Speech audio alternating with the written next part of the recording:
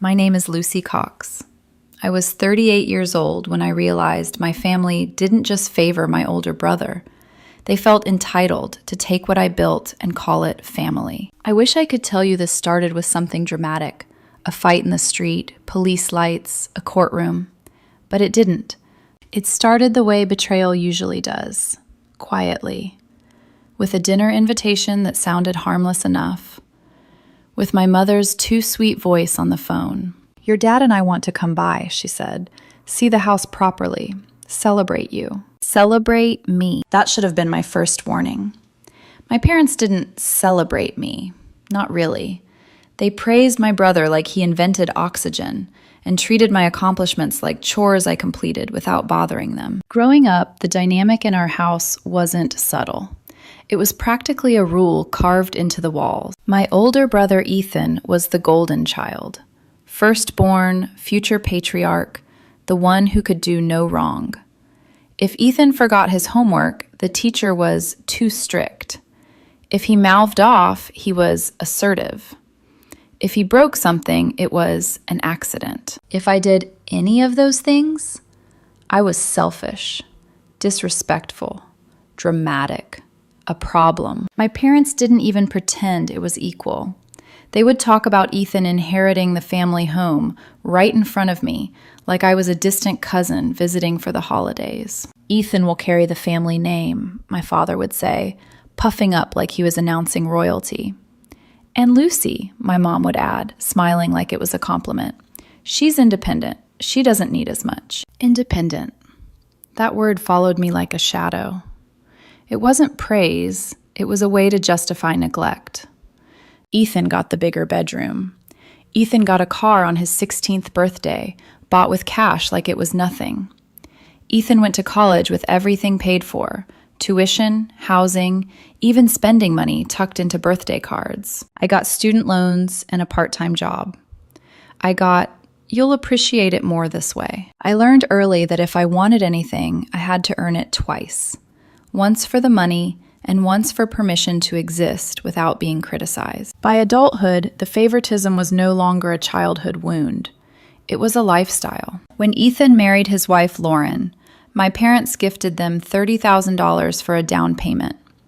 They threw a party about it, champagne, speeches, pictures posted online like they'd accomplished something heroic. 4 years later, when I asked if they could help me the same way, my father leaned back in his chair and gave me a lecture about fiscal responsibility. "You can't rely on other people, Lucy," he said, as if he hadn't just written a check big enough to change Ethan's life. So I didn't rely on anyone. I worked hard.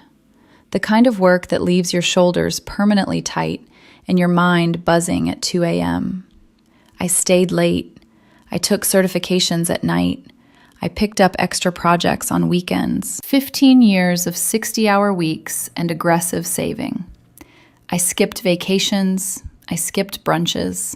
I skipped anything that wasn't necessary because I was determined to build something that couldn't be taken from me. And when I finally bought my house, it felt like I'd stepped into a life I'd only seen through other people's windows. 3 bedrooms in a neighborhood I actually liked. The place needed work, but I didn't mind. I wanted to pour myself into it. I refinished the hardwood floors until they gleamed like honey. I renovated the kitchen.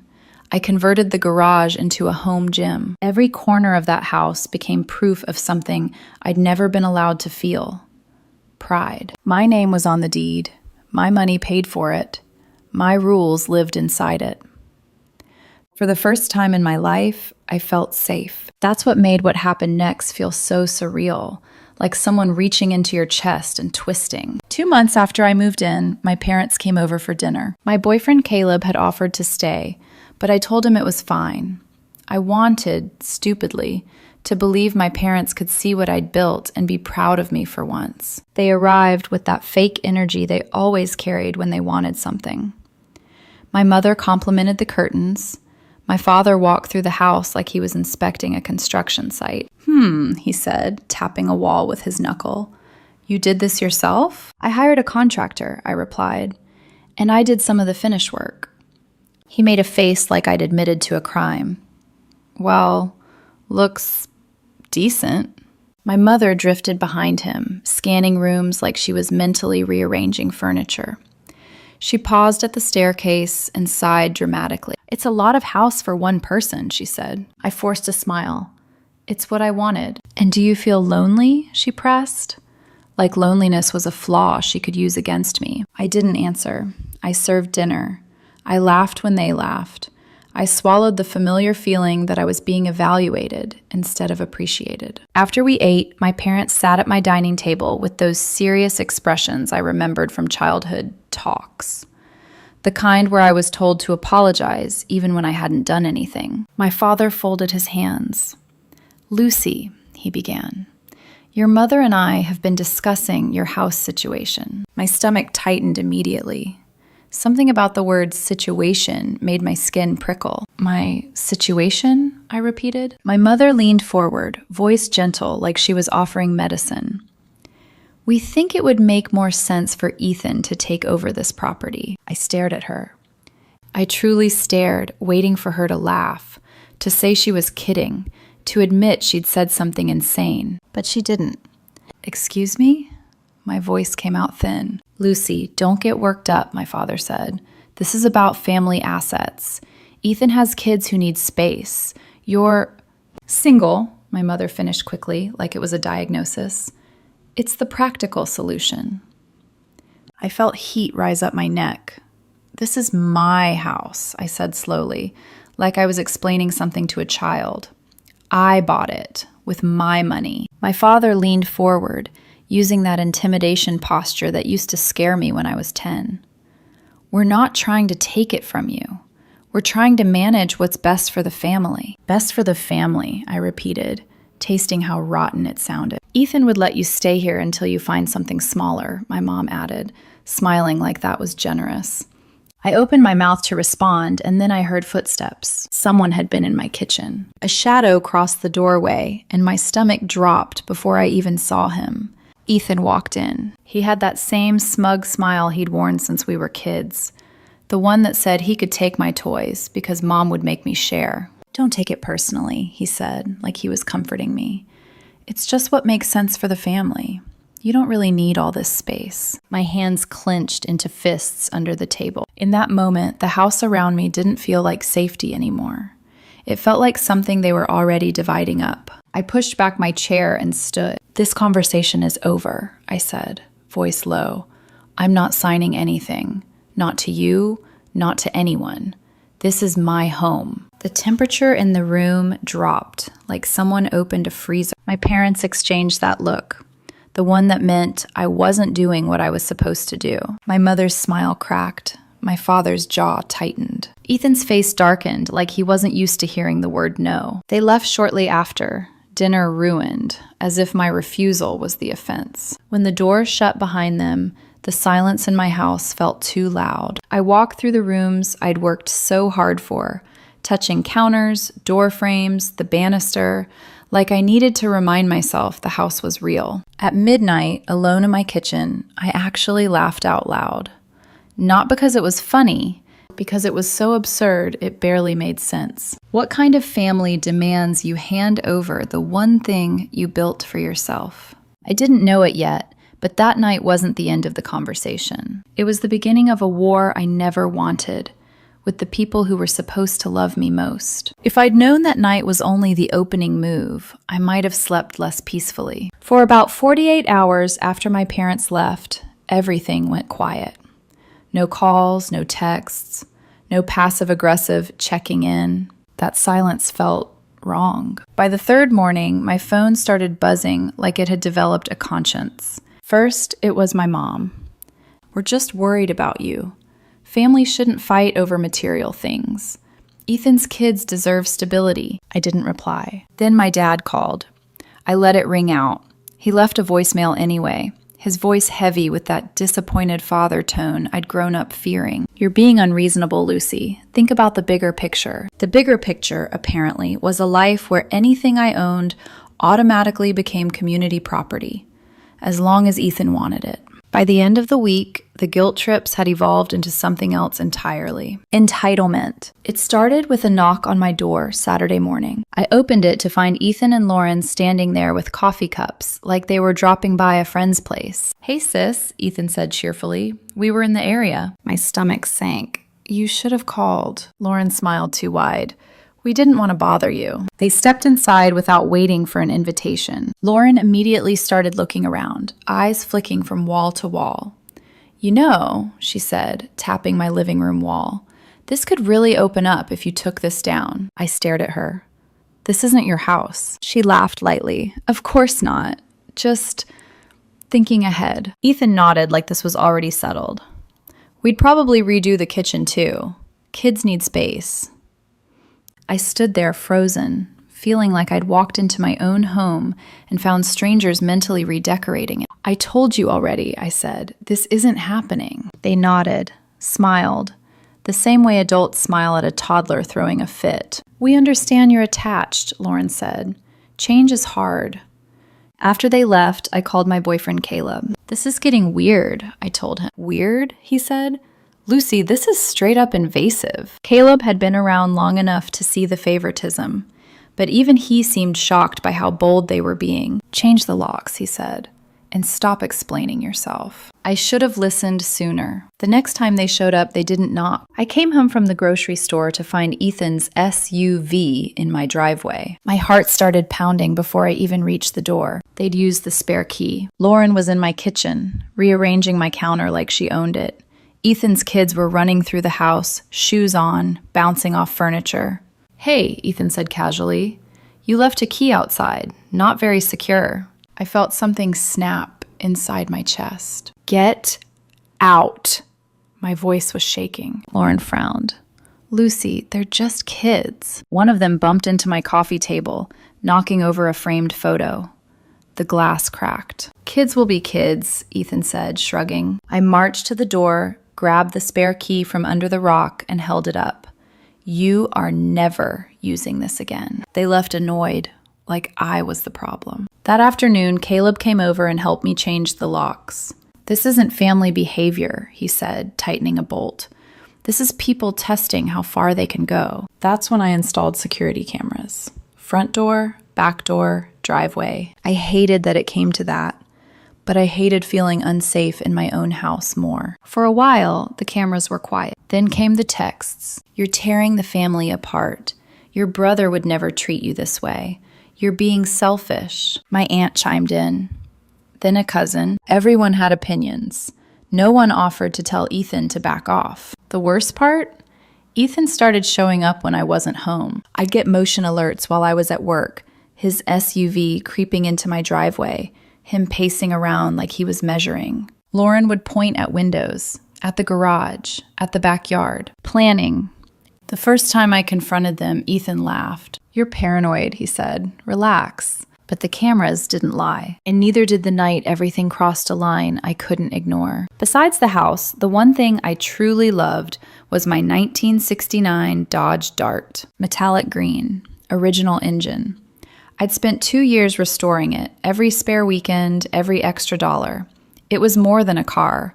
It was proof that I could build something beautiful from scratch. I heard the sound from inside the house, a scraping noise, slow, deliberate. I looked out the window and felt my blood turn to ice. Ethan's 10-year-old son was dragging a rock along the side of my car, carving a deep white line through the paint. I ran outside.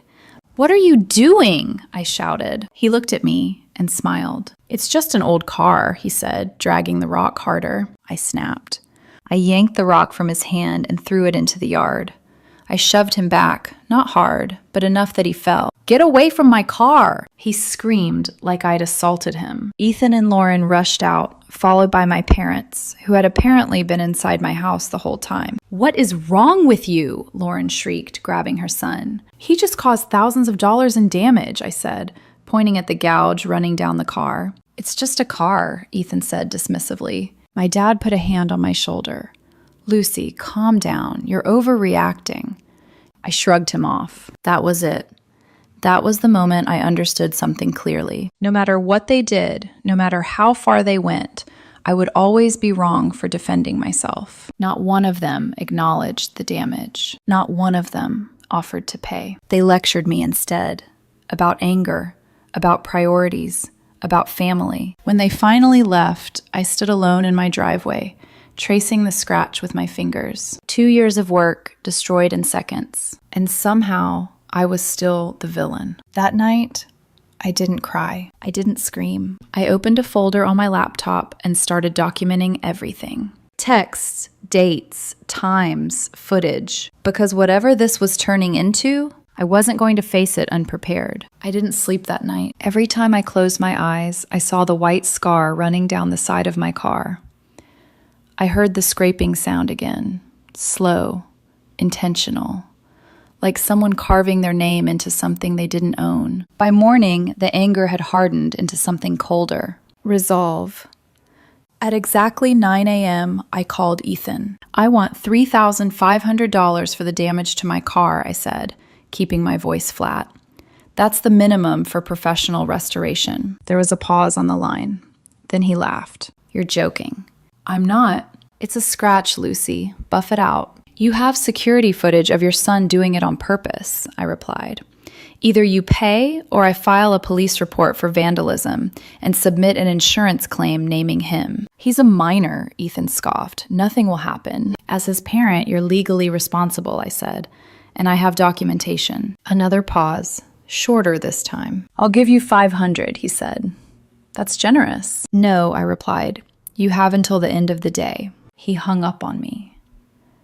3 hours later, I walked into the police station with a flash drive, printed photos, timestamps, and screenshots of texts where Ethan dismissed the damage. The officer listened patiently, skeptical at first, until I showed him the footage. Family disputes get ugly, he said, but property damage is still property damage. By the time I left, a report had been filed. That was the moment my family stopped pretending this was about what's best and started treating me like a traitor. The group chat went silent, for me. Holiday plans appeared without my name attached.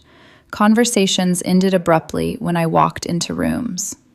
I heard through cousins that my parents were telling people I was unstable, obsessed with money, not in a good place mentally. Ethan, meanwhile, didn't bother being subtle anymore. You're making a huge mistake, he texted one night.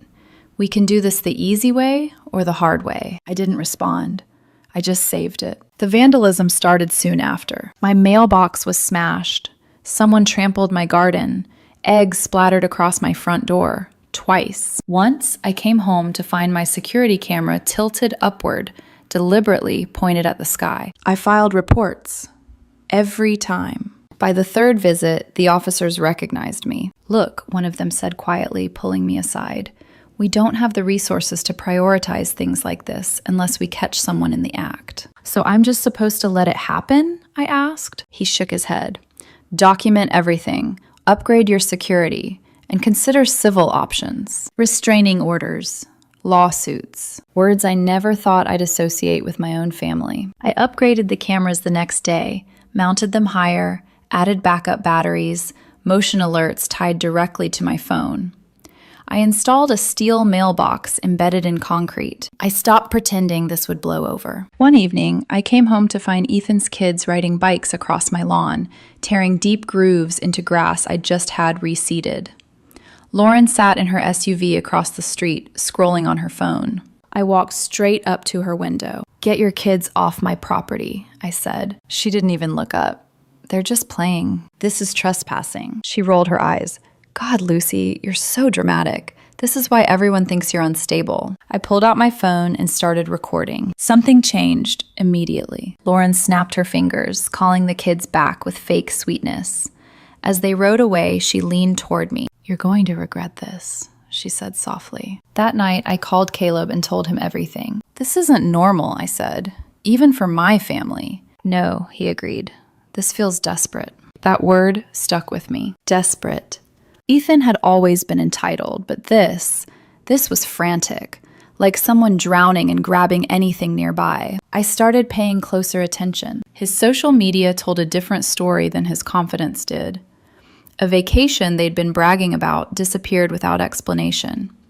His oldest kid transferred from private school to public halfway through the year. Lauren stopped posting about her job at the real estate firm. Something wasn't adding up. Then my bank called. "We're verifying information on a refinance application tied to your property," the woman said. "I didn't apply for anything," I replied. "There's an application listing your home as secondary collateral." My stomach dropped. "That's impossible. I'm the sole owner." "That's why it was flagged," she said. "The application was submitted by your parents." I felt sick. After I hung up, I called Caleb. Then I called my friend Marissa, whose cousin worked at the county records office. 2 days later, Marissa showed up at my house with a folder. What I saw inside changed everything. My parents' home had been refinanced 3 times in the last decade. Every refinance lined up with one of Ethan's business ventures. All of them had failed. Quietly. A construction startup, a real estate investment group, a sports bar that lasted less than a year. Each failure had been hidden, covered by my parents taking out more equity. They were now 6 months behind on payments. Foreclosure proceedings had already begun, but that wasn't the worst part. They had tried to create a fake family trust, backdated and notarized, listing my house as part of their assets. My signature, sloppily forged, appeared as a trustee. Lauren's signature was on the documents as a witness. They hadn't just pressured me. They had tried to steal my house without telling me. I sat at my kitchen table, staring at the papers, hands shaking. Every guilt trip, every unannounced visit, every threat. It wasn't about family. It was about survival. The next morning, I contacted a lawyer who specialized in real estate fraud. She reviewed everything carefully. "This is attempted loan fraud," she said. "Forgery, identity theft. We have options." "What happens if I press charges?" I asked. "They could face serious consequences," she replied. "Jail time isn't impossible." I thought about my parents, their faces, their voices. Then I thought about my house, my car, my sanity. "Prepare everything," I said, "but don't file yet." I wanted one thing first, the truth, out in the open, because whatever happened next, they weren't controlling the narrative anymore. Ethan showed up 3 days later. I knew before he even reached the porch. My phone buzzed, motion detected, front camera. I opened the door before he could knock. "Bold move," I said calmly, "considering I already have police reports with your name on them." He blinked, clearly not expecting that. "We need to talk." "No," I replied, "you want to talk. I don't." He tried to step past me. I blocked the doorway. "This isn't family business anymore," I said. "Everything goes through my lawyer." His face tightened. "You hired a lawyer? Jesus, Lucy, you're blowing this out of proportion." I smiled for the first time since this whole nightmare started. "You tried to use my house as collateral without my consent," I said. "That's fraud. You forged my signature." For the first time, I saw fear flicker across his face. "That was paperwork," he muttered. "Dad handled that." "I have copies," I said, "and the bank has questions." He backed away without another word. That afternoon, my lawyer sent formal cease and desist letters to my parents, Ethan, Lauren, and my aunt who'd been calling to mediate.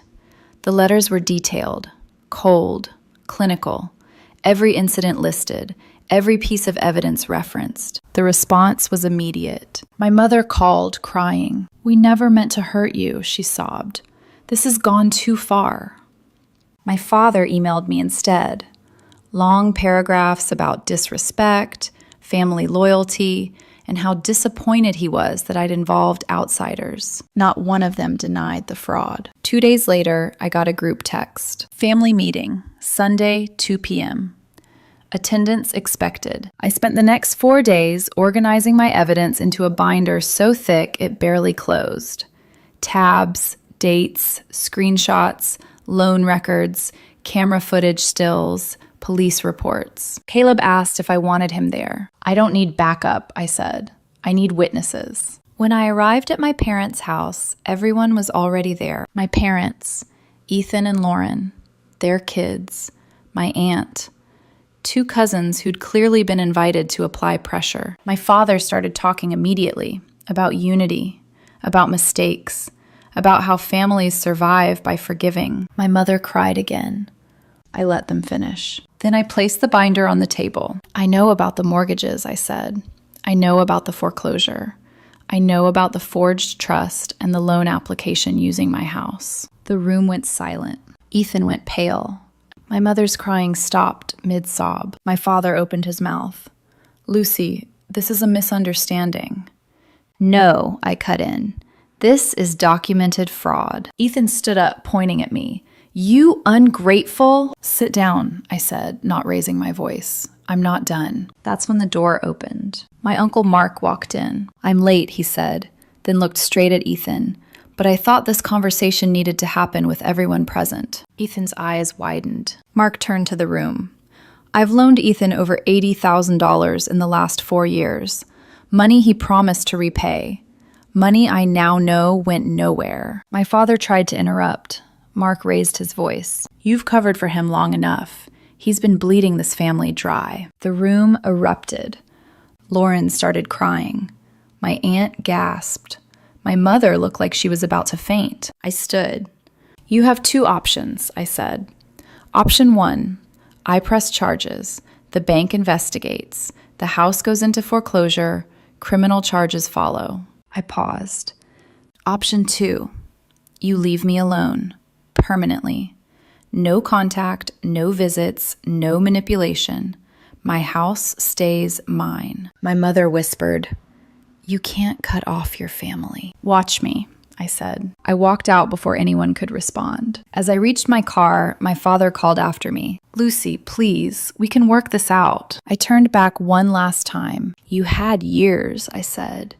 You chose Ethan every time. This time, I chose myself. They chose silence. That was their answer. The next morning, my mother texted, We agree to your terms. No apology, no accountability. Just surrender wrapped in politeness. I didn't reply. Instead, I called my lawyer and told her to file everything. The restraining order went through first. 500 feet. No contact. No excuses. The civil case followed. The judgment for my car damage arrived in the mail weeks later. $3,500 plus fees. Ethan never paid it willingly. It was garnished. My parents' house went into foreclosure quietly. No dramatic announcement, just a listing on a county website and a realtor's sign I saw once while driving past. Ethan's last business collapsed. Lauren lost her job. They moved in with her parents. 9 months later, Ethan showed up at my office. Security stopped him before he reached me. 5 minutes, he pleaded. They're going to lose everything. I looked at him through the glass. I walked away. Life got calm after that. I finished my renovations. I got promoted. I learned what peace felt like. Sometimes Caleb and I sit on the back porch in the evenings, watching the sun drop behind the house I earned. That house was never about property. It was about proof. Proof that I could build something without permission. Proof that love without respect isn't love. Proof that family isn't blood, it's behavior. And the people who tried to take my life apart, they were never family.